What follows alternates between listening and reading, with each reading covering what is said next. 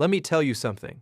There are mornings in Detroit where the coffee just hits different. The sun comes up over Ford Field, the birds are singing, and Lions fans everywhere are sitting at their kitchen tables reading the news with the biggest grins on their faces. Because right now, in the spring of 2026, the football world is doing something it almost never does for Detroit. It is delivering good news on a silver platter. Multiple analysts, multiple outlets, and multiple sets of cold hard data are all pointing at the same conclusion. The Chicago Bears are heading for a cliff, and they may not even see it coming. Oh, and Terrion Arnold? He says he hasn't felt this good in a long time. We'll get to that, but first, let's talk about the Bears, because this is almost too good to be true. So here's what happened. 2 separate articles dropped recently, from different writers, different outlets. And they both landed on the same list of teams primed to regress in the 2026 NFL season. And sitting right there at the top, wearing a bullseye the size of Soldier Field, your Chicago Bears.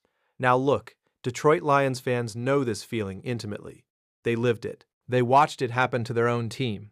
You build something, you get on a roll, the turnover luck is flowing, the schedule breaks your way, and then suddenly the football gods look down and say, okay, that's enough fun for you. It happened to Detroit. And now the Lions faithful are watching the same exact storm clouds roll into Chicago, and they are absolutely here for it. Let's start with the offensive line, because this is where the Bears' offseason went sideways in a hurry. Drew Dalman, their starting center, retired. Just like that, gone. Now, if that name sounds familiar to Lions fans, it should, because Detroit went through the exact same gut punch when their own star center walked away before a critical season. And they know firsthand how badly that disrupts an offense. The center is the quarterback of the offensive line. He makes the calls, he sets the protections, and when you lose a good one, it sends ripples through your entire running game and pass protection. The Bears' replacement? Garrett Bradbury, a veteran who, in any season of his career, has never managed to crack a 68 overall grade from Pro Football Focus. Not once. That is not a guy you build your offensive line around. That is a guy you sign because you ran out of better options. Then there's the receiver room, and honestly, this might be the most alarming part of the entire Bears situation. DJ Moore is gone. Moore was Caleb Williams' security blanket, his big play threat the guy defenses had to game plan for every single week. He's been traded away. And who did Chicago bring in to help fill that void? Khalif Raymond. Now, nobody in Lions country needs to be told who Khalif Raymond is, because he wore Honolulu blue for years. And listen, Khalif is a great locker room guy. Tremendous. The energy he brings, the reverse here and there, the gadget plays, he's a chess piece. A valuable chess piece. But if you're rolling into December in a tight NFC North race and you're counting on Khalif Raymond to run routes as your third or fourth option against a real secondary, that is a problem. Lions fans watched him play. They love him as a person. They are not fooled by him as a primary receiver. Beyond Rome Odunze and Luther Burden III, both of whom dealt with injuries last season, by the way, the Bears' wide receiver room is dangerously thin. Xavier Thomas was added in the draft and was considered a reach by most evaluators. This is not the arsenal of weapons you want surrounding a young quarterback who is still finding himself.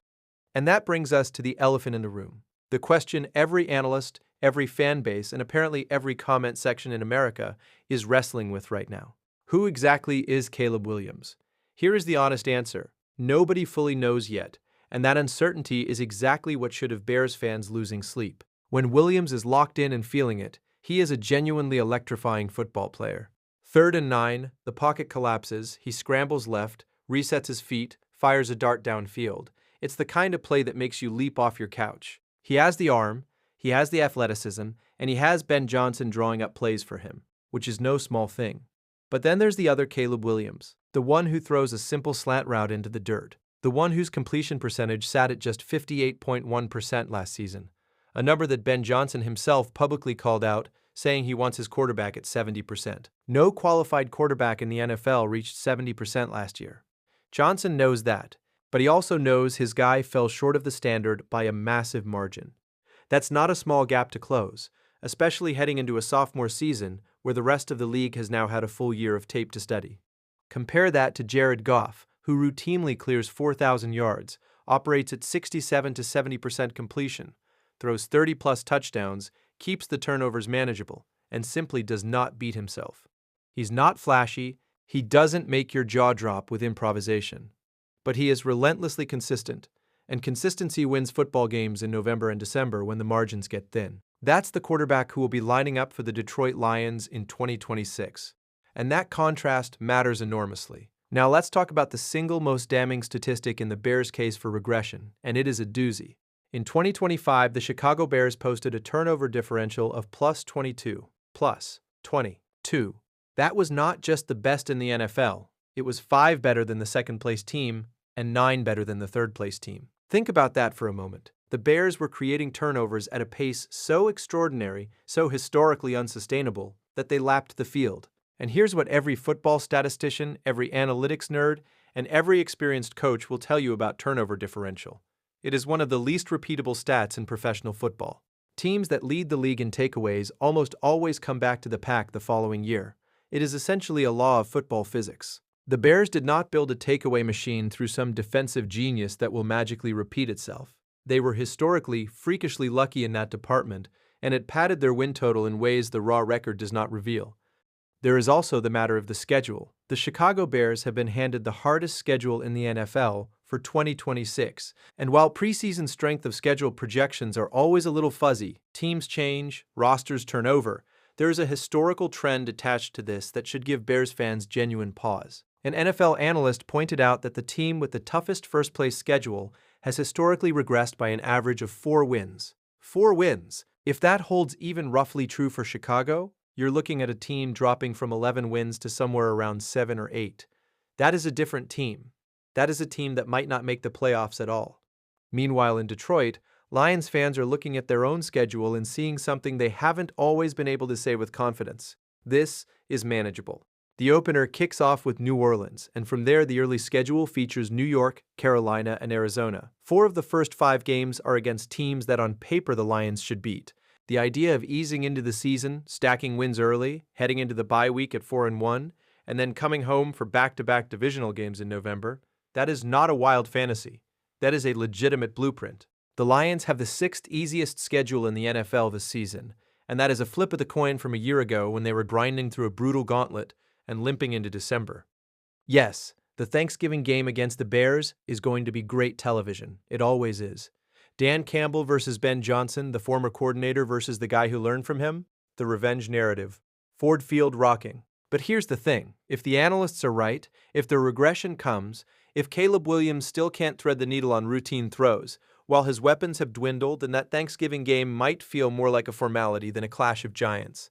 The Lions swept the Bears last season, including a 52-21 demolition at Ford Field that wasn't even as close as the score suggested. They've now won 4 straight against Chicago, and they are not planning to stop. Now, shifting gears to something that Detroit absolutely needs to go right in 2026. His name is Terrion Arnold, and his story is one of the most emotionally compelling subplots entering this season. The 23-year-old cornerback was the Lions' first-round pick in 2024, and his first 2 seasons in the league have been defined more by the training room than the football field. In 2025, he battled a concussion and a torn shoulder that required season-ending surgery. He played in just 8 games. He started strong, showed real promise, and then watched his season collapse around him through circumstances largely outside his control. It was genuinely painful to watch. But now, Arnold says he hasn't felt this good in a long time. Those are his words, spoken with the kind of conviction that comes from a man who finally has his body back. The shoulder is repaired, the recovery is on track. He expects to be ready for training camp in July and is approaching this season with the energy of someone who has been locked in a cage and is finally seeing daylight. When he said, "They're in trouble," he wasn't talking about the Lions, he was talking about opposing receivers. That is the kind of mentality you want from your starting cornerback. The Lions didn't stand still waiting for Arnold either. They drafted Keith Abney II in the 5th round, they have Ennis Rakestraw Jr. working his way back, and they added depth throughout the offseason. But if Arnold comes back healthy and plays like the player he showed flashes of being, this secondary could be a genuine strength rather than a liability. The Lions also welcomed Roger McCreary from Tennessee and brought in Christian Ezian to add experience and versatility to a cornerback room that desperately needed reinforcement. Detroit's front office essentially told Arnold through their offseason moves, "We love you, we believe in you, but we are not holding our breath waiting for you. We are building around you and beside you, and when you're ready, there will be a spot waiting." That is exactly the right message to send to a young player coming off injury. It lights a fire without creating pressure. And judging by Arnold's comments this spring, it worked. So here is where everything lands as we sit here in late May of 2026, looking ahead at what promises to be a fascinating NFC North season. The Bears have real questions at center, at wide receiver, and at the most important position on the field in a year where their turnover luck is almost certain to normalize. Caleb Williams is either going to take the leap and prove the doubters wrong, or he is going to confirm that what we saw in year 2 was a ceiling rather than a floor. Ben Johnson is a brilliant coach, but even brilliant coaches need their quarterback to complete slant routes. The Bears face the hardest schedule in the league, are operating without their best receiver and their starting center, and are coming off a season so fluky in the turnover department that repeating it borders on mathematically impossible. The Detroit Lions, meanwhile, have an easier schedule, a healthy core coming back, and a cornerback who sounds like a man possessed and ready to make up for lost time. They have Jared Goff doing what Jared Goff does, efficiently, calmly, infuriatingly effectively. They have Jahmyr Gibbs in the running game, Amon-Ra St. Brown, and a defense that is rebuilding with a chip on its shoulder after a disappointing 2025. Will the Lions win the NFC North in 2026? That conversation is very much alive and very much worth having. Will the Bears regress? The data, the history, and the football logic all point in one direction.